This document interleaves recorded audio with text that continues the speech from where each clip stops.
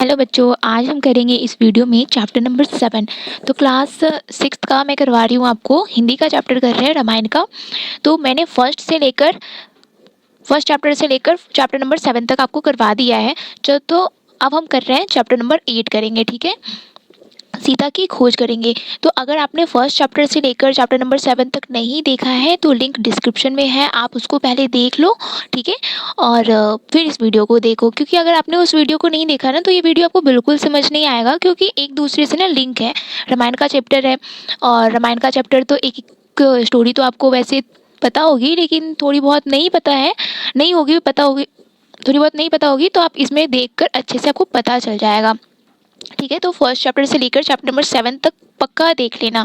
तो फिर बिना टाइम वेस्ट किए हम स्टार्ट करते हैं आज की वीडियो। चैप्टर नंबर 8, सीता की खोज। राम के मन में कई प्रकार के प्रश्न थे। अब सीता को अपहरण किसने कर लिया था? रावण ने कर लिया था, ठीक है। तो अब क्या हुआ कि राम के मन में कई प्रकार के प्रश्न थे, आशंकाएं थी। मारीच की माया उन्होंने देख ली थी। अब उन्होंने मारीच की जो माया था उन्होंने देख लिया था। वे छल से उन्हें कुटिया से दूर ले आया था, और उसने तो छल किया था, मतलब कि वो जानबूझकर उसको, राम जी को कहाँ लेकर चला गया था? कुटिया से बहुत दूर। अब क्या होगा? यही सोचते हुए वे कुटिया की ओर भागे जा रहे थे। अब वो उन्होंने मारीच की सारी सच्चाई उनके सामने आ गया था राम जी के पास।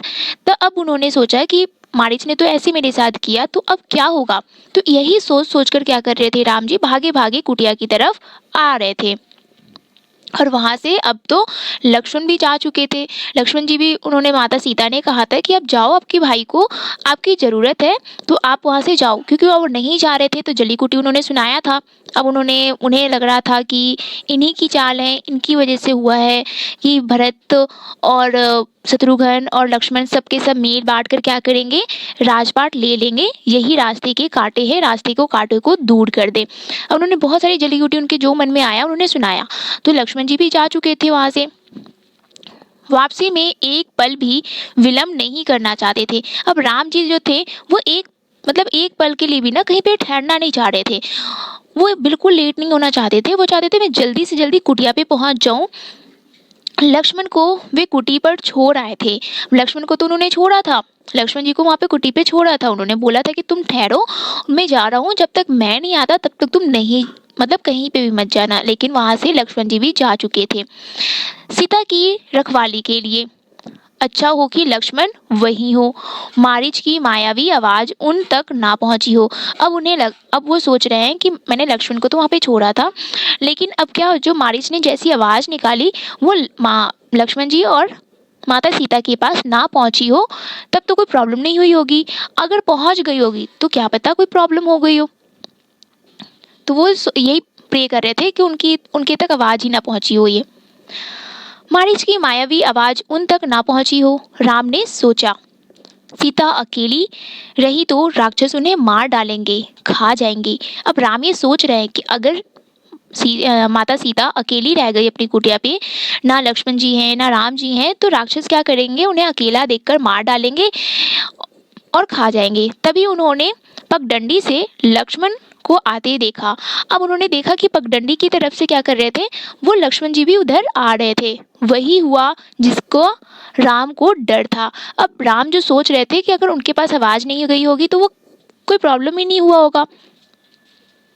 अगर आवाज चली गई है उनके पास तब तो कोई प्रॉब्लम, तो पक्का है कि कोई ना कोई प्रॉब्लम हुई होगी। अब जो सोच रहे थे, जिस बात की उन्हें डर था, वही आखिर हुआ। क्या हुआ कि लक्ष्मण जी भी कुटिया से दूर आ गए थे। अनिष्ट की आशंका और बढ़ गई। अब जो उनको डर लग रहा था कि अब माता सीता तो अकेली है कुटिया पे, क्या पता उन्हें अब कुछ हुआ हो, पता नहीं सीता किस हाल में होगी, राक्षसों ने उन्हें मार डाला होगा, उठा ले गए होंगे। अकेली सीता दुष्ट राक्षसों के सामने क्या कर पाई होगी।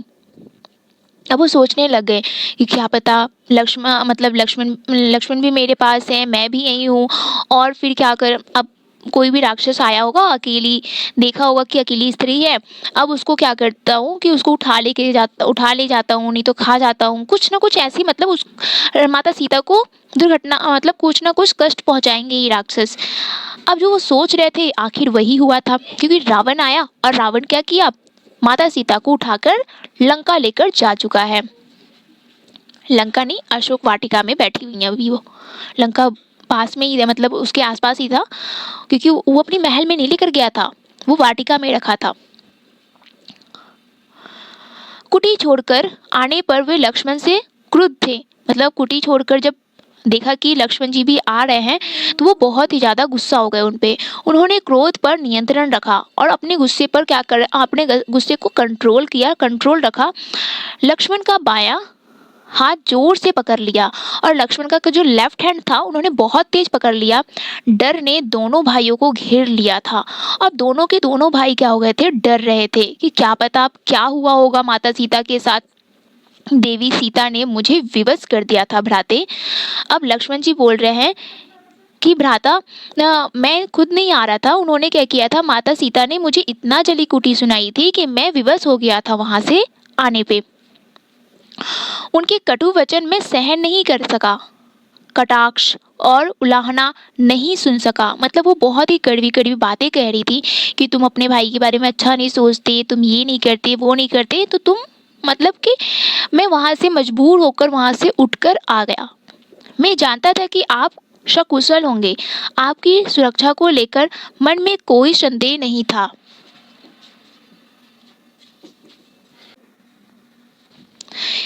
देवी सीता ने मुझे विवश कर दिया था भ्राते, उनके कटु वचन मैं सह नहीं सका, सह नहीं कर सका, सहन नहीं कर सका, सॉरी, कटाक्ष और उलाहना नहीं सुन सका।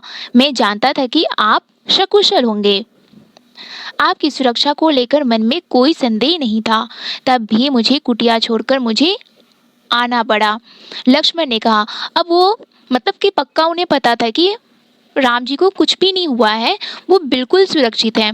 लेकिन माता सीता क्या थी, माता सीता तो बहुत ही ज़्यादा व्याकुल हो गई थी, उन्हें बहुत ज़्यादा डर लगने लगा था, क्योंकि उन्होंने क्या, मारिच ने राम जी की आवाज़ निकाली थी। उन्होंने क्या बोला था, हे सीते हे राम, उसने बहुत तेज तेज से चिल्लाया था।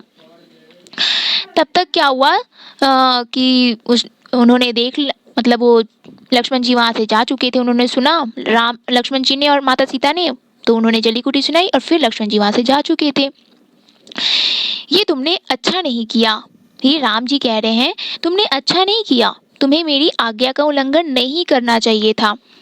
लक्ष्मण जी, अब राम जी ने क्या कह रहे हैं, राम जी ये कह रहे हैं तुमने अच्छा नहीं किया, ये राम जी ने कहा, तुम्हें मेरी आज्ञा का उल्लंघन नहीं करना चाहिए था। मतलब राम जी कह रहे हैं कि मैंने तुम्हें तो आज्ञा दी थी कि तुम्हें कहीं नहीं जाना जब तक मैं आ नहीं जाता वापस, तो तुम आए क्यों।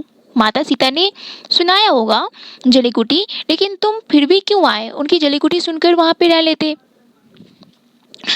अब जल्दी चलो, मेरा मन चिंतित है, सीता न जाने किस हाल में होगी। अब वो बोलने लगे, पता नहीं सीता किस हाल में होगी, कैसी होंगी, मायावी राक्षसों का कोई ठिकाना नहीं। राम ने चलने की गति और बढ़ा दी, मतलब जैसे वो चल रहे थे और तेज तेज चलने लगे, और तेज तेज चलने लगे। कुटिया अभी कुछ दूर थी पर दिखाई पड़ने लगी थी। कुटिया तो दूर थी उनसे, मतलब दूर तो थी लेकिन उन्हें दिखाई पड़ने लगा था, दिखने लग गया था। राम ने वहीं से पुकारा, सीते तुम कहाँ हो। अब वो राम जी पुकारने लगे थे कि सीते तुम कहाँ हो सीते, जैसा कि उन्हें पता चल गया हो कि सीता आश्रम में नहीं है। उन्हें ऐसा लग रहा था कि माता सीता जो है वो आश्रम में नहीं है। कुटिया मौन रही है, वहां से कोई उत्तर नहीं मिला। राम की बेचैनी बढ़ गई। अब उन्हें कोई भी उत्तर नहीं मिल रहा था कुटिया से, राम की बेचैनी बढ़ती जा रही थी। उनकी एक आवाज पर कहीं से भी उपस्थित हो जाने वाली सीता वहां नहीं थी। अनुपस्थिति बोलती कैसे। अब वो तब कुटिया में तो थी ही नहीं, तो आवाज ना उन्होंने आवाज सुना और ना ही उन्होंने कुछ बोला। अब एक आवाज वो बोलते थे, एक आवाज देते थे, सीते कहाँ हो, सीते इधर आओ, तो माता सीता दौड़ी दौड़ी उनके पास आ जाती थी। लेकिन अब तो कुटिया में थी ही नहीं, तो कैसी आती। राम की आवाज पेड़ों से टकराकर हवा में विलीन हो गई। और राम की आवाज क्या हुआ, पेड़ों से टकराया और हवा में गूंजने लगा। विलीन मतलब क्या होता है, गूंजने लगा। कुटिया के शून्य शून्य में समा गई। और कुटिया में मतलब चारों तरफ ऐसा हो गया कि मतलब चारों तरफ ऐसा लगा कि सीते सीते सीते सीते की आवाज़ आ रही थी। राम पुकारते रहे, उत्तर में उन्हें हर बार सन्नाटा ही मिला और बार बार वो पुकार रहे थे, लेकिन वहाँ से कुछ भी रिटर्निंग आवाज़ कुछ भी नहीं आ रहा था। ओनली राम की आवाज़ थी, सीते सीते सीते सीते, सिर्फ और सिर्फ राम बोल रहे थे, लेकिन माता सीता तो वहाँ पे थी ही नहीं, तो उनकी आवाज़ आती कैसे? तो उनकी आवाज़ भी नहीं आई, एक बार भी नहीं आई। उत्तर में उन्हें हर बार सन्नाटा ही मिला, चुप्पी हर ओर था। और चुप्पी मतलब कि चारों तरफ क्या था, वो चुप चुप, सब के सब चुप थे। अब सबके सब क्या, अब माता सीता तो थी ही नहीं, अब बिल्कुल सन्नाटा छा गया था। हर दिन हवा में झूलने वाले पत्ते शांत थे। और हर दिन क्या होता था, हवा चलता था, तो आपने देखा होगा कि हवा चलता है तो क्या होता है, पत्ते हिलते डुलते रहते हैं। तो उस दिन हवा भी नहीं चल रहा था, वो भी शांत था। लताएं गुमसुम पड़ी हुई थी, जो पुष्प लताएं होती है पुष्प, तो वो भी गुमसुम पड़ी हुई थी। चिड़िया की चहक लुप्त थी, चिड़िया भी जो चहचहाती रहती है, चींची करती रहती है, वो भी बिल्कुल भी नहीं थी, लुप्त थी। कुटिया के निकट घूमने वाले पशु पक्षी चुप खड़े थे, और कुटिया के आसपास जो पशु पक्षी जो घूमते थे वो भी चुप थे। सब स्तब्ध, सबके सब चुप थे, कोई कुछ बोल ही नहीं रहा था। ऐसा लग रहा था कि पता नहीं क्या हो गया है। राम भागते हुए आश्रम पहुंचे, कुटिया में जाकर देखा। राम दौड़ते दौड़ते आए और फिर कुटिया के अंदर चले गए, और उन्होंने जाकर देखा कि माता सीता कहाँ है। सीते सीते वो पुकारने लगे, लेकिन माता सीता तो कुटिया में थी ही नहीं। पुकारते हुए उन्होंने आसपास की हर जगह देख ली, पेड़ों झाड़ियों के पीछे गए, पेड़ों के पीछे गए, झाड़ियों के पीछे गए, हर जगह देखा, लेकिन माता सीता वहां पर उपस्थित नहीं थी। वहां तो थी ही नहीं, कहाँ चली गई थी? रावण लेकर जा चुका था उन्हें। उन स्थानों की ओर भागे जहाँ सीता जा सकती थी। अब अक्सर जहाँ पे माता सीता जो जाती थी, अब वहाँ पे राम जी गए देखने के लिए, क्या पता वहाँ पे गई होंगी, लेकिन वहाँ पे भी वो नहीं थी। सीता का कहीं पता ना था, अब सीता का कहीं भी पता नहीं चल रहा था। शोक से व्याकुल राम रोने लगे, और वो बहुत ही ज़्यादा, उन्हें अंदर से क्या हो रहा था, दर्द होने लगा, मतलब पेन होने लगा। वो बहुत ही ज़्यादा टेंशन में आ गए, बहुत ज़्यादा शोक में आ गए कि पता नहीं राम कहाँ, मतलब माता सीता कहाँ चली गई। उनकी आवाज़ नहीं आ रही है, पता नहीं कहीं तो गई होंगी, कुछ तो बोले एटलीस्ट, बट वो तो थी नहीं वहाँ पे, तो आवाज़ कहाँ से आएगा। सीता से बिछुड़ना उनके लिए असहनीय आघात था। वो सीता से दूर नहीं रहना चाहते थे। उन्हें बहुत ज़्यादा क्या हो रहा था, दर्द हो रहा था माता सीता से दूर होकर। वे शुद्ध बुद्ध भुला बैठे, मतलब वो उनका आपा खो गया था। वो अपने मन पे ना, मतलब अपने मस्तिष्क पे, अपने दिमाग पे बिल्कुल भी कंट्रोल नहीं कर पा रहे थे, नियंत्रण नहीं कर पा रहे थे। उन्हें समझ ही नहीं आ रहा था कि मैं क्या करूं। अब वो ऐसा होता है ना कि कभी कभी हम गुस्सा हो जाते हैं तो खुद पे नियंत्रण नहीं कर पाते, खुद के ऊपर कंट्रोल नहीं कर पाते। तो वैसे ही वो तो बहुत ही ज़्यादा, पहले तो लक्ष्मण जी के ऊपर गुस्सा थे, और आकर देखा तो उन्होंने सब कुछ अपने आपा खो दिया, खुद के ऊपर कंट्रोल नहीं कर पा रहे थे कि मैं क्या करूँ, अब माता सीता को कहाँ से ढूंढूं। अब ढूंढ ही नहीं पा रहे थे वो। विरह में वे गोदावरी नदी के पास गए, और फिर वो गोदावरी नदी के पास गए, उससे पूछा, गोदावरी नदी से पूछा, तुमने सीता को कहीं देखा है? नदी ने कोई उत्तर नहीं दिया, और नदी कभी भी उत्तर देता है क्या? आप पानी से बात करोगे तो पानी आपको उत्तर देगा। अब उनका ऐसा आपा खो चुका था, वो उन चीज़ों से बातें कर रहे थे जो चीज़ अवाम मतलब बोलती ही नहीं है, ठीक है, उनका बिल्कुल वो आपा खो चुके थे।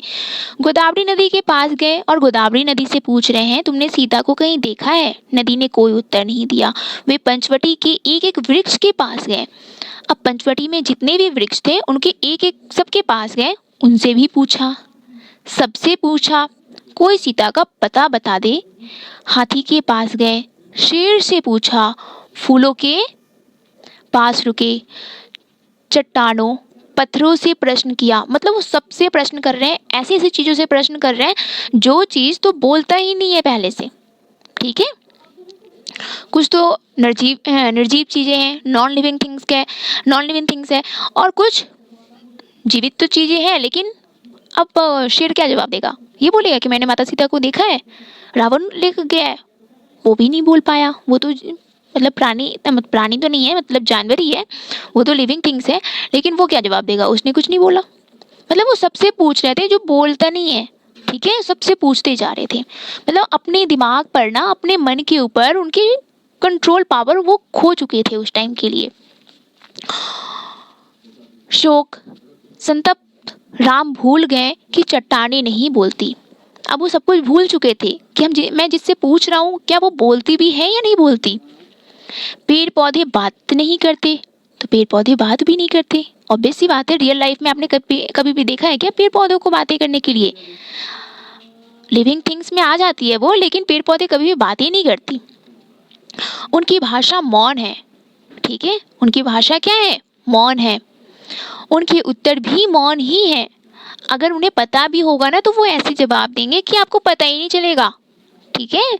तो वैसे उनका पहली भाषा ही मौन है, पहली बात तो उनके उत्तर भी मौन ही है। राम की मानसिक स्थिति विक्षिप्त जैसी थी, मतलब उनकी मानसिक स्थिति उस टाइम के लिए ना, समझो कि कंट्रोल नहीं कर पा रहे थे, खराब सी हो गई थी। एक बार उन्हें लगा कि सीता वही है कुटिया के पास। अब उन्हें ऐसा लग रहा था कि क्या वह उन्हें ऐसा एक पल लगा कि कुटिया के पास ही है, अभी भागकर पेड़ के पीछे छिप गई है। उन्हें लग रहा है कि अभी भागकर गई है और पेड़ के पीछे क्या हो गया, वो छिप गई है और मेरे से क्या कर रही है, छिप रही है। उन्हें खिजाने के लिए, मतलब उन्हें परेशान करने के लिए वो पेड़ों के पीछे छिप रही हैं, लेकिन वो कुटिया के पास ही है। पर वो कुटिया के पास तो थी ही नहीं, ना कुटिया के पास थी ना कुटिया के अंदर थी। मेरे साथ परिहास मत करो सीते। राम उस पेड़ की ओर दौड़ पड़े। उन्होंने बोला कि सीते ऐसे मत करो, जहाँ भी हो बाहर आ जाओ। वहाँ कोई नहीं था। वे निराश होकर पेड़ के नीचे बैठ गए। अब वो बोलने लगे कि सीते तुम मेरे साथ ऐसे परेशान मत करो, तुम बाहर आ जाओ जहाँ भी हो। उन्हें लगा कि पेड़ के पीछे है, लेकिन पेड़ के पीछे जब गए तो वहाँ पे कोई था ही नहीं, ठीक है। फिर वो निराश होकर पेड़ के नीचे बैठ गए। राम का दुख लक्ष्मण से देखा नहीं जा रहा था, और लक्ष्मण जी जो थे वो सब कुछ देख रहे थे, लेकिन राम जी का जो दुख था, उन्हें जो पेन हो रहा था, वो लक्ष्मण जी से नहीं देखा जा रहा था। उनका व्यवहार सहन नहीं हो पा रहा था। अब जो उनके बिहेवियर हो चुका था राम जी का, वो देख रहे थे, तो उनका जो बिहेवियर था वो बिल्कुल भी वो सहन नहीं कर पा रहे थे। वे राम के निकट गए, विलाप करते राम ने कहा, राम के पास गए, विलाप मतलब होता है रोना। रोते हुए राम ने कहा, मैं सीता के बिना नहीं रह सकता। तुम अयोध्या लौट जाओ लक्ष्मण, मैं वहाँ नहीं जाऊँगा, यही प्राण दे दूँगा। मैं सीता के साथ आया था, उसके बिना कैसे लौटूंगा, नगरवासियों को कैसे मुंह दिखाऊंगा। तुम जाओ, मुझे यहीं छोड़ दो। अब राम जी क्या कह रहे हैं? राम जी ये कह रहे हैं कि मैं सीता के बिना कहाँ नहीं जा सकता, अयोध्या नहीं जा सकता, क्योंकि मैं वहाँ पे जाऊँगा तो माताएं पूछेंगी कि सीता कहाँ है, नगरवासी पूछेंगे, मंत्रीगण पूछेंगे, अब माता सीता की जो बहनें हैं वो पूछेंगे कि सीता कहाँ है, तो मैं क्या जवाब दूंगा। तो ऐसा करो लक्ष्मण, तुम वापस चले जाओ अयोध्या, मैं वहाँ नहीं जाऊँगा, मैं यहीं पे अपना प्राण दे दूँगा, लेकिन मैं वापस कभी अब नहीं जाऊँगा, क्योंकि अब वो तभी जाएंगे जब माता सीता मिल जाएंगी। तो अब बहुत परेशान हो रहे थे। आप आदर्श पुरुष हैं, आपका धैर्य रखना चाहिए।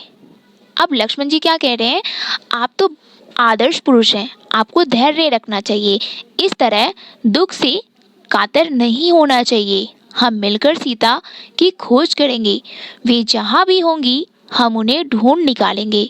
सीता हमारी प्रतीक्षा कर रही होंगी। उन्होंने क्या बोला, लक्ष्मण जी ने कहा कि आप तो आदर्श पुरुष हैं भैया, आप धैर्य रखो, आपको धैर्य नहीं खोना चाहिए, ठीक है। और इतना ज़्यादा पता है मुझे, आप सीता के बिना नहीं रह पाओगे, लेकिन अब क्या करेंगे, अब हम दोनों भाई मिलकर क्या करेंगे, माता सीता को ढूंढेंगे। क्या पता माता सीता हमारी प्रतीक्षा कर रही होंगी, और हम ऐसे करेंगे तो माता सीता भी नहीं मिलेंगी। तो हम क्या करेंगे, दोनों के दोनों भाई मिलकर क्या करेंगे, हम ढूंढेंगे। लक्ष्मण ने उन्हें ढाढ़स बंधाते हुए कहा और लक्ष्मण ने उन्हें मतलब उन्हें हिम्मत दी। राम शांत हुए। राम क्या हो गए उसके बाद शांत हुए, पर थोड़ी ही देर में हाँ प्रिय कहते हुए पुनः विलाप करने लगे। अब थोड़ी देर बाद फिर से रोने लगे, माता सीता को याद करके थोड़ी देर बाद वो फिर से रोने लग गए। इसी बीच आश्रम के आसपास भटकने वाले हिरणों का एक झुंड राम लक्ष्मण के निकट आ गया और आसपास के जो मतलब आसपास में जो हिरण भटकती रहती थी, एक झुंड था हिरणों का, उनके पास आ गया, राम जी के पास। राम को लगा कि हिरण सीता के बारे में जानते हैं। राम को लगा कि हिरण जो है वो माता सीता के बारे में जानते हैं, उन्हें कुछ बताना चाहते हैं। हे मृग, तुम ही बताओ सीता कहाँ है। अब हिरण को मृग कहते हैं संस्कृत में। तो उन्होंने पूछा कि हे मृग, तुम बताओ कि सीता कहाँ है। राम ने पूछा। हिरणों ने सिर उठाकर आसमान की ओर देखा, दक्षिण दिशा की ओर भाग गए। अब हिरण ने उन्हें उत्तर दे दिया था कि आसमान की तरफ देखा और वो दक्षिण दिशा की तरफ भाग गए। तो जो रावण था वो आसमान की ओर मतलब वो उड़कर जा रहा था ना रथ में अपना, और वो दक्षिण दिशा की ओर गया था, तो वो दक्षिण दिशा की ओर ही भाग गए हिरण। राम ने संकेत समझ लिया। राम उनकी जो हिरणों ने जो संकेत दिया था वो समझ गए। हमें सीता की खोज दक्षिण दिशा में ही करनी चाहिए। अब वो बोल रहे हैं कि हमें अब सीता की जो खोज है दक्षिण दिशा में ही करनी चाहिए।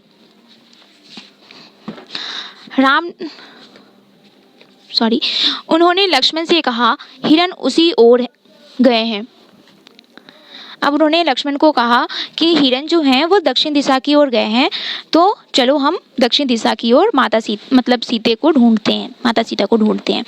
वन में भटकते हुए उन्होंने एक टूटे हुए रथ के टुकड़े देखे। जब वन में वो भटक रहे थे, ढूंढ रहे थे माता सीता को, उन्होंने एक क्या देखा था, टूटे हुए रथ को देखा, मरा हुआ सारथी। और मरा हुआ कौन था? सारथी। सारथी होता है जो रथ चलाता है, उसको कहते हैं सारथी। तो मरा हुआ सारथी को देखा, मृत घोड़े भी थे। वन में रथ का क्या प्रयोजन? अब वो सोचने लगे कि वन में रथ का क्या मतलब है, वन में है और रथ है, क्या मतलब है इसका, उसके टूटने का क्या अर्थ है। राम असमंजस में पड़ गए। अब वो सोचने लग गए इन सब का क्या मतलब है, ये सब ऐसा तो नहीं है कि जो माता सीता से जुड़ा हुआ है। लगता है थोड़ी देर पहले यहाँ संघर्ष हुआ है। उन्हें ऐसा लगा कि लगता है कि मेरे को थोड़ी देर पहले यहाँ पे क्या हुआ, लड़ाई हुआ है किसी के बीच में। लक्ष्मण ने कहा, यह पुष्पमाला वही है जिसे सीता ने वाणी में गुथ रखा था। अब लक्ष्मण ने वहाँ पे वो देखा कि जो माता सीता अपने कलाई में क्या करती है, जो माता सीता जो थी गले में, कलाई में, माथे पे पुष्प की गले में जो डोरी बनाकर गले के जैसे नेकलेस बनाकर होते हैं ना, नेकलेस की तरह बनाकर पहन रखे थे। सर में मांग टीका जो होती है वो पहन रखा था, हाथों में चूड़ी की तरह पहन रखा था, तो मतलब वैसे गुथ कर उन्होंने पहन रखा था। तो लक्ष्मण ने कहा कि ये वही पुष्पमाला है जो माता सीता ने क्या कर रखे थे, अपने हाथों में गुथ रखे थे। निश्चित तौर पर सीता राक्षसों के चंगुल में फंस गई है। अब लक्ष्मण कह रहे हैं कि निश्चित तौर पर राम कह रहे हैं कि निश्चित तौर पर सीता जो है वो राक्षसों के चंगुल में फंस गई होगी, इसीलिए अपनी वो निशानी के लिए यहाँ पे फेंकती हुई जा रही थी। ये माला संघर्ष के दौरान वेणी से टूटकर गिरी होगी। ठीक है, सॉरी। पर ये रथ कैसे टूटा? अब वो सोचने लगे कि ये पुष्प तो ठीक है, लेकिन रथ कैसे टूट गया। राम सोचने लगे सीता के संघर्ष से ये नहीं टूट सकता। उन्होंने बोला सीता ने संघर्ष किया होगा, पुष्प मतलब उनकी हाथ की जो पहन रखे थे हाथ में वो तो टूट सकता है, लेकिन रथ कैसे टूट सकता है। अवश्य किसी ने राक्षसों को चुनौती दी होगी, उन्हें युद्ध किया होगा। वहां से थोड़ी ही दूर राम ने पक्षीराज जटायु को देखा, पंख कटे हुए, लहू लुहान। अब उन्होंने पक्षीराज किसको देखा? जटायु को देखा। लहूलुहान थे, अंतिम सांसें गिनते हुए, क्योंकि रावण जो था उनके पंख को काट दिया था। अब वो अंतिम सांसें ले रहे थे, तब तक ही राम लक्ष्मण पहुंच गए। हे राजकुमार, सीता को रावण उठा ले गया है, मेरे पंख उसी ने काटे हैं। सीता का विलाप सुनकर मैंने रावण को चुनौती दी, उसका रथ तोड़ दिया, सारथी और घोड़ों को मार डाला, स्वयं रावण को घायल कर दिया, पर मैं सीता को नहीं बचा सका। रावण उन्हें लेकर दक्षिण पश्चिम दिशा की ओर उड़ गया। कहते कहते जटायु ने प्राण त्याग दिए। अब उन्हें सब कुछ बता दिया जटायु ने कि उन्हें जो माता सीता को है वो रावण लेकर गया है, दक्षिण पश्चिम दिशा में लेकर गया है। मैंने रोकने की कोशिश की पर वो नहीं रुका। मैंने उसके घोड़े को और सारथी को भी मार डाले हैं, उसके रथ को भी तोड़ दिया है। राम ने आगे बढ़ने से पहले जटायु की अंतिम क्रिया की। अब उनके दाह संस्कार किया, अंतिम क्रिया कर दिया। वे सोचते रहें, पछताते रहें, ये कैसा विधान है, मैं तो कष्ट में हूँ ही, मेरी सहायता करने वालों को भी इतना कष्ट। अब वो सोचने लगे, मैं तो कष्ट में हूँ ही और जटायु ने मेरी तो हेल्प करी थी, तो इनकी तो मृत्यु हो गई। राम की आंखें नम हो गई। उन्होंने जटायु को अंतिम बार प्रणाम किया। जटायु ने सीता के बारे में महत्वपूर्ण सूचना दी थी। अब जटायु ने सीता के बारे में बहुत ही जरूरी सूचना दिया था, रावण का नाम बताया था। अब उन्हें ये भी पता चल गया था कि कौन और किसने हरण किया, कहाँ लेकर गया है, दिशा भी बता दिया, किस दिशा की ओर लेकर गया है, ये भी सब कुछ पता चल गया उन्हें। जिधर सीता को लेकर वे गया, राम मतलब जिस साइड वो लेकर गया था रावण, राम जटायु की चिता के पास मौन खड़े थे। राम जो थे वो जटायु को जब जला रहे थे, अंतिम दाह संस्कार कर रहे थे, तो वहाँ पे मौन खड़े थे। ये समय विलाप करने का नहीं है, हमें तुरंत दक्षिण पश्चिम दिशा की ओर जाना चाहिए, सीता उधर ही होगी। लक्ष्मण ने तत्परता दिखाई। अब वो सोचने लगे ये विलाप करने का टाइम नहीं है, हमें दक्षिण पश्चिम दिशा की ओर जाना चाहिए सीता को ढूंढने के लिए। आगे का मार्ग और कठिन था। अब आगे का जो मार्ग था वो बहुत ही ज़्यादा कठिन था। राम और लक्ष्मण को लगभग हर दिन राक्षसी आक्रमणों से जूझना पड़ा। अब हर दिन क्या होता था, राक्षसों से उन्हें लड़ना पड़ा। हर दिन कोई ना कोई राक्षस आ ही जाता था, तो हर किसी से राक्षस से उन्हें लड़ना पड़ता था। अनेक कठिनाइयाँ आई, अवरोध मिले। अब अनेक कठिनाइयाँ आने लगी, परेशानियाँ आने लगी, अवरोध मिले, मतलब संकटें उन पे बहुत ज़्यादा आने लगी थी। दोनों राजकुमार प्रत्येक बाधा पार करते चले गए। दोनों राजकुमार जो थे सारी प्रॉब्लम को सॉल्व करते करते आगे चले गए। उनके सामने लक्ष्य स्पष्ट था। अब उनका लक्ष्य एक ही था कि वो माता सीता के पास जाएंगे। तो हम लोग का भी अपना टारगेट बनाना चाहिए। आप लोग तो भी बच्चे हो, क्लास 6 में पढ़ते हो, तो आप लोगों का टारगेट क्या है, आप लोग पढ़ाई करो और फिर आप अपने अच्छे नंबर लेकर आओ और अपने मम्मी पापा को खुश करो। आपका टारगेट तो यही होना चाहिए ना, क्योंकि पूरे साल आप पढ़ाई करोगे और अंतिम में आपको क्या मिलेगा, परिणाम मिलेगा। ठीक है, तो आप अपना जो टारगेट है उसको सिर्फ देखो। बीच में कितनी भी बाधाएं आती है उसको हम हंसकर क्या करेंगे, हंसकर उसका सामना करेंगे, जिसमें से क्या होगा, ऐसी कोई भी प्रॉब्लम नहीं है जिसको हम सॉल्व नहीं कर सकते। सारी प्रॉब्लम की क्या होती है, सॉल्यूशन होती है, हमारे पास ही होती है। बस बात ये है कि जिसने अपनी प्रॉब्लम को जान लिया उसकी प्रॉब्लम दी एंड वो करके रहेगा। अगर अपनी प्रॉब्लम को जानकर भी आप अनजान बन के बैठे रहोगे तब तो कुछ भी नहीं हो पाएगा, दूसरा कोई कुछ नहीं कर सकता। ठीक है, अगर आपको कोई भी चैप्टर्स में डाउट है तो इस चैनल पर आओ, अबाउट टू सर्च पे, और आप यहाँ पे देख सकते हो। ठीक है, और कोई भी डाउट होगा तो आपका मन जब भी होगा आप कभी भी कमेंट बॉक्स में क्वेश्चन करना, आपको मैं पर्टिकुलर क्वेश्चन का आंसर बताऊंगी। ठीक है, किसी भी सब्जेक्ट में। तो अभी तो हम हिंदी का कर रहे हैं, हिंदी का जैसे ख़त्म हो जाएगा तो मैं दूसरी भी सब्जेक्ट का वैसे ही करवा दूंगी कंटिन्यू। ओके, तो आपका टारगेट क्या होना चाहिए, आपका टारगेट ये है एग्ज़ाम और ये आप हो, तो बीच में तो बहुत सारी प्रॉब्लमें आएगी, तो लेकिन आपको फोकस किस पे करना है, आपके एग्ज़ाम पे करना है। तो सिर्फ और सिर्फ आपको अपना एग्ज़ाम दिखना चाहिए, बीच में कुछ भी नहीं दिखना चाहिए। अब उनके सामने लक्ष्य स्पष्ट था, मतलब उनका जो टारगेट था, मतलब उनका जो एक लक्ष्य था कि मुझे माता सीता को ढूंढना है, तो उनका तो तय था। अब बीच में जितनी भी प्रॉब्लम आए वो सॉल्व कर रहे थे। दिशा तय थी, उन्हें कोई नहीं रोक सकता था।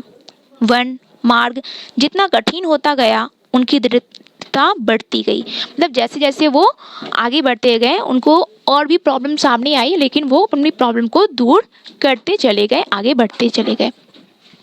वनवासी राजकुमार प्रतिदिन सुबह उठते, और जो वनवासी राजकुमार मतलब दोनों जो राजकुमार थे वो वनवास में ही तो थे, तो वनवासी जो राजकुमार थे राम जी और लक्ष्मण जी सुबह उठते और दक्षिण दिशा की ओर चल पड़ते। मतलब सुबह से लेकर शाम तक चलते रहते थे, नाइट में सोते थे, फिर सुबह उठते और फिर दक्षिण दिशा की ओर चल पड़ते।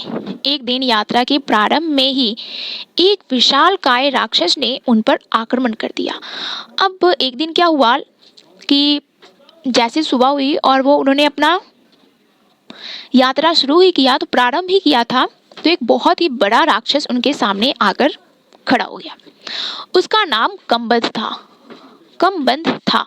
क्या नाम था उसका? नाम कम्बंद था। कम्बंद देखने में बहुत डरावना था। और कैसा था कम्बंद? देखने में बहुत ही ज्यादा डरावना था। मोटे मांसपिंड जैसा, मतलब वो बहुत ही मोटे मांसपिंड जैसा था, मतलब उसकी जो मांसपेशियां जो थी ना वो बहुत ही मोटे मोटे थी। गर्दन नहीं थी, मतलब बिना गर्दन का था। एक आंख थी और उसका गर्दन नहीं था, लेकिन उसकी एक आंख थी। दांत बाहर निकले हुए थे। जीभ, मतलब जो उसका उसका टंग जो था, जीभ जो था, वो सांप की तरह था। कैसा था? सांप की तरह था। लंबी और लपलपाती हुई, लंबी सी थी, लपलपाती हुई। कम्बद नाम था उसका। बहुत ही डरावना था। गर्दन नहीं था, उसका एक आंख था, और दांत भी कैसी थी? बाहर निकली हुई। और जो जीभ थी वो सांपों की तरह थी, लपलपाती हुई। राम लक्ष्मण को देखते ही कम्बद प्रसन्न हो गया, और लेकिन वो बुरा नहीं था, अच्छा था। तो राम लक्ष्मण को देखते ही बहुत ही ज्यादा खुश हो गया। उसने दोनों हाथ फैलाए, एक एक हाथ से दोनों भाइयों को पकड़कर हवा में उठा दिया। उसे मन मांगा आहार मिल गया था। मतलब उसे जो चाहता था, मतलब आहार, मतलब उसे खाना मिल गया था बहुत गंदा, सॉरी मैंने आपको बता दिया कि गंदा बेकार नहीं था वो राक्षस था, तो राक्षस अपना तो हरकतें दिखाएगा ही ना। तो उसने क्या किया, और दोनों भाइयों को पकड़कर हवा में उठा लिया और मन मांगा आहार मिल गया था। बैठे बिठाई, मतलब उसको ढूंढना भी नहीं पड़ा कि अब उसको भोजन में क्या में मतलब क्या चाहिए क्या नहीं, उसको बैठे बिठाए उसको अपने आप ही उसके सामने राम लक्ष्मण आ गए थे। वे अपने शिकार को भुजाओं से लपेटकर मुंह तक ले जाता था, और वे अपने शिकार को क्या करता था, उसको पकड़कर अपने मुंह को अंदर लेके चला जाता था। इससे पहले ही राम लक्ष्मण ने अपनी तलवारें निकाल ली। वे झटके में कम्बद के हाथ काट दिए, और उसने तुरंत ही उन्होंने क्या किया, दोनों भाइयों ने कम्बद के हाथ ही काट दिए। उसके हाथ धरती पर गिर पड़े। अब उसके हाथ जो थे वो धरती पर कट के गिर गए। कम्बद उनकी शक्ति और बुद्धि पर आश्चर्यचकित रह गया। कम्बद आश्चर्यचकित हो गया, ये तो वनवासी है और ऊपर से इतने शक्तिशाली, जिन्होंने मेरा हाथ कट कर दिया। कौन हो तुम दोनों? उन्होंने अब कम्बद पूछ रहा है कि कौन हो तुम दोनों? उसने पूछा, हम अयोध्या के महाराज दशरथ के पुत्र हैं, राम और लक्ष्मण। उन्होंने अपना इंट्रोडक्शन दिया, मतलब अपना परिचय दिया उन्होंने, राम जी और लक्ष्मण जी ने दिया। रावण ने राम की पत्नी सीता का हरण कर लिया है। अब उन्होंने ये भी बोला कि जो रावण है उसने क्या किया है, राम जी की पत्नी का हरण कर लिया है। हम उन्हीं की खोज में निकले हैं। राक्षस कम्बद ने राम के बारे में सुन रखा था, और राक्षस कम्बद जो था वो राम जी के बारे में सुन चुका था, पहले से सुन रखा था उसने। साक्षात उन्हें देखकर प्रसन्न हो गया, और वो देखकर खुश हुआ। पहले तो वो सब अपना भोजन समझकर उन्हें खाने वाला था, पहले हाथ वाथ काट दिया, तो फिर वो बताया, परिचय दिया, उन्होंने पूछा तो उन्होंने बताया अपना। कम्बद ने पूछा, राक्षस वो था, तो उसने पूछा कि आप दोनों कौन हो, तो उन्होंने अपना परिचय दिया, अपना बताया कि वो क्यों वहाँ पे हैं, क्यों जा रहे हैं उधर। तो उन्हें देखकर कम्बद बहुत खुश हो गया। उसने कहा, मैं सीता के संबंध में कुछ नहीं जानता। अब कंबद ने कहा, मैं तो सीता के बारे में कुछ नहीं जानता, लेकिन तुम दोनों की सहायता का उपाय बता सकता हूँ। लेकिन उसने क्या बोला, मैं तो सीता माता के बारे में कुछ नहीं जानता, लेकिन मैं क्या कर सकता हूँ, तुम्हारी प्रॉब्लम को ना सॉल्व जरूर कर सकता हूँ। पूरा प्रॉब्लम तो सॉल्व नहीं कर सकता था, थोड़े बहुत प्रॉब्लम को सॉल्व कर सकता था। मेरा एक छोटा सा आग्रह स्वीकार करो। तो उसने क्या बोला कि मेरा एक छोटी सी विनती है आपसे, रिक्वेस्ट है। अगर आप आग्रह मतलब होता है रिक्वेस्ट, अगर आप छोटी सी रिक्वेस्ट मेरा एक्सेप्ट कर लो तो मैं बोलूँगा, मेरा अंतिम संस्कार राम करें। उसने बोला कि मेरा जो अंतिम संस्कार है ना वो राम करें, बस मेरा यही अंतिम मतलब एक आग्रह है। राम ने इस पर सहमति व्यक्त की तो कंबद बोला, राम ने हाँ बोल दिया। राम जी ने हाँ बोला, उन्होंने बोला कि ठीक है, मैं आपका अंतिम संस्कार कर दूंगा। कंबद बोला, आप दोनों पंपा सरोवर के निकट ऋष्यमुख पर्वत पर जाएं। उन्होंने क्या बोला, उन्होंने बोला पंपा सरोवर के निकट जाओ और ऋष्यमुख पर्वत पर चले जाओ, वहाँ वानर राज सुग्रीव का क्षेत्र है। उन्होंने क्या बोला, उन्होंने बोला मतलब उसने बोला कंबद ने, वहाँ पे वानर राज सुग्रीव का क्षेत्र है। वे निर्वासित मतलब क्या होता है, घर से बाहर निकाल देना, धक्के मार के।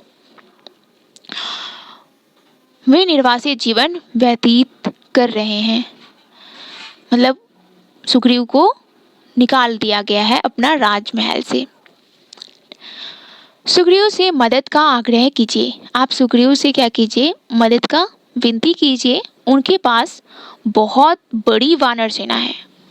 अब उसने क्या बोला, उसने आइडिया दिया कि उसके पास जो है ना, सुग्रीव के पास जो है बहुत बड़ी वानर सेना है। जाओ आप लोग और उनसे क्या करो, विनती करो आप। सुग्रीव के वानर सीता को अवश्य खोज निकालेंगे।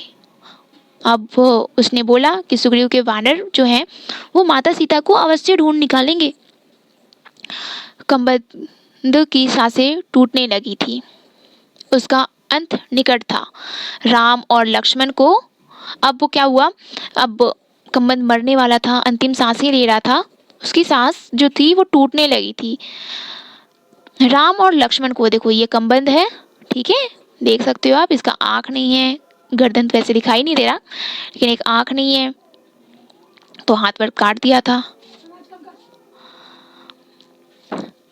राम और लक्ष्मण अपने निकट ये कहाँ क्या पढ़ा था यहाँ पे, राम और लक्ष्मण को अपने निकट बुलाते हुए उसने कहा, राम और लक्ष्मण को क्या किया, अपने निकट बुलाया कंबद ने।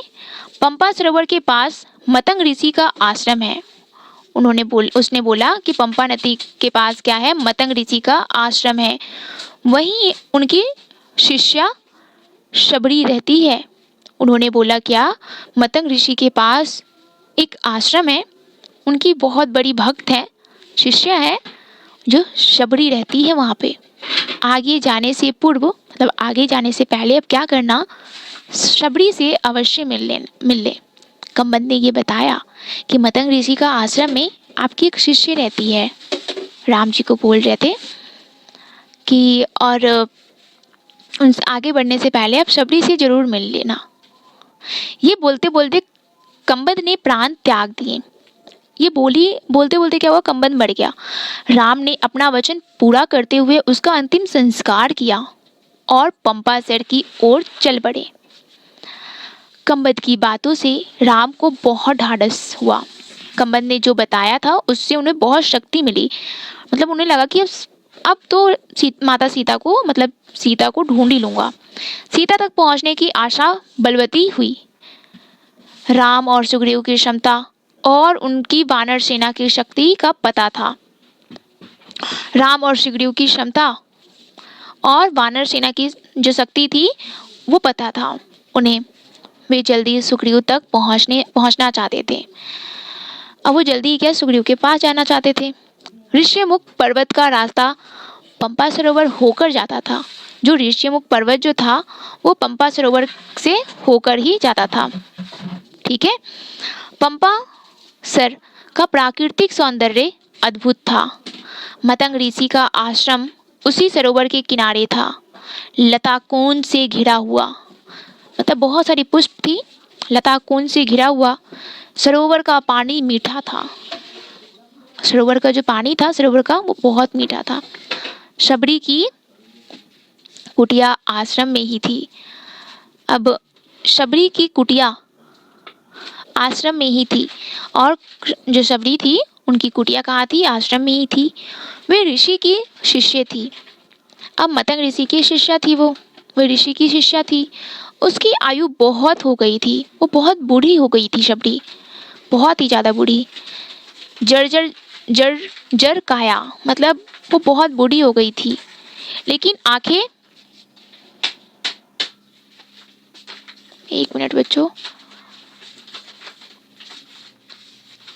लेकिन आंखें ठीक थी।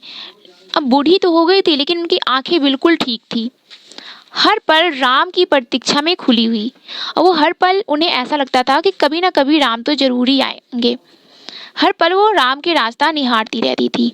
ऋषि ने उसे बताया था कि एक दिन राम आश्रम में अवश्य आएंगे और जो ऋषि मतंग थे उन्होंने बताया था कि एक दिन क्या होगा, राम जी जो हैं वो आश्रम में अवश्य ही आएंगे और उससे मिलेंगे भी। राम को आश्रम में देखकर शबरी बहुत खुश हुई और जैसे देखा कि राम जी आ गए हैं वो बहुत ही ज़्यादा खुश हो गई शबरी। उनकी आव भगत की, उन्हें बुलाया, बहुत सेवा सत्कार किया, सेवा की, खाने को मीठे फल दिए और खाने के लिए उन्होंने मीठा फल दिया, रहने की जगह दी। उसकी आंखें तृप्त हो गई। अब उन्हें वर्षों से देखना चाहती थी शबरी, अब वो देखने के लिए उनकी आंखें तृप्त हो गई, मतलब वो बहुत खुश हुई। राम ने उससे सीता के संबंध में पूछा, लेकिन राम जी ने क्या किया, शबरी से माता सीता के बारे में पूछा। आप सुग्रीव से मित्रता करिए। अब शबरी ने क्या कहा, आप जो है सुग्रीव से मित्रता कर लीजिए, दोस्ती कर लीजिए। मित्रता मतलब क्या होता है? दोस्ती करना। सीता की खोज में वे अवश्य सहायक होगा। अब उन्होंने बोला कि जो सीता की खोज है मैं उसमें आपका सुग्रीव जो है वो अवश्य मदद कर देगा आपका। उसके पास विलक्षण शक्ति वाले बंदर हैं। उन्होंने क्या बोला शबरी ने, उनके पास बहुत ताकतवर वाले बंदर हैं। शबरी ने राम को आश्वस्त किया। अगले दिन ऋषिमुख पर्वत चले गए। अगले दिन क्या हुआ, ऋषिमुख पर्वत चले गए। कौन चले गए? राम जी और लक्ष्मण जी। उनकी व्याकुलता अब और घट गई थी। अब जितने वो व्याकुल थे, जितने वो बहुत परेशान हो गए थे, वो कम हो गई थी, क्योंकि उन्हें पता चल चुका था कि कौन हेल्प करेगा। मन की शांति लौट आई थी, मतलब वो थोड़ा सा वो जो होता है ना परेशान होना, जितना परेशान हो रहे थे अब वो थोड़ा कम हो गए परेशान। अब उन्हें लगा कि अब तो यार सब कुछ पॉसिबल हो जाएगा, माता सीता तो मिल ही जाएंगी, अब किस बात का टेंशन है। तो वो जितना टेंशन में थे तो अब वो ख़त्म हो गया। तो बच्चों चैप्टर नंबर 8 तो ख़त्म हो गया। अब हमारा चैप्टर 4 बचे हैं, चैप्टर नंबर 9, 10, 11, 12। तो मैं आगे की जो वीडियो आएगी तो चैप्टर नंबर 9 की आएगी। अगर आपने अभी तक चैप्टर नंबर 1 से लेकर चैप्टर नंबर 7 और चैप्टर नंबर 8 भी आज मैंने आपको करवा दिया है, तो चैप्टर नंबर 1 से लेकर चैप्टर नंबर 8 तक आप पक्का वीडियो देख लेना, ठीक है। जिससे क्या होगा कि आपको क्या आ जाएगा, पूरा जो स्टोरी है समझ आएगा। चैप्टर नंबर 1 से लेकर 8 तक तो बिल्कुल आ जाएगा। 9, 10, 11, 12 मैं आपको करवा दूंगी, तो फिर 9, 10, 11, 12 आप कर लेना, ठीक है। तो आज के लिए बच्चों इतना ही। नेक्स्ट वीडियो में मिलते हैं। अगर आप चैनल पे पहली बार आए हो तो चैनल को सब्सक्राइब करना मत भूलना, ठीक है, क्योंकि जिससे आपको क्या होगा, लेटेस्ट अपडेट वो आपको तुरंत मिलता रहेगा, नोटिफिकेशन जाएगी आपके पास, तो आप फटाफट देख लोगे, ठीक है। तो फिर हम नेक्स्ट वीडियो में मिलते हैं। आज के लिए इतना ही। Okay, bye.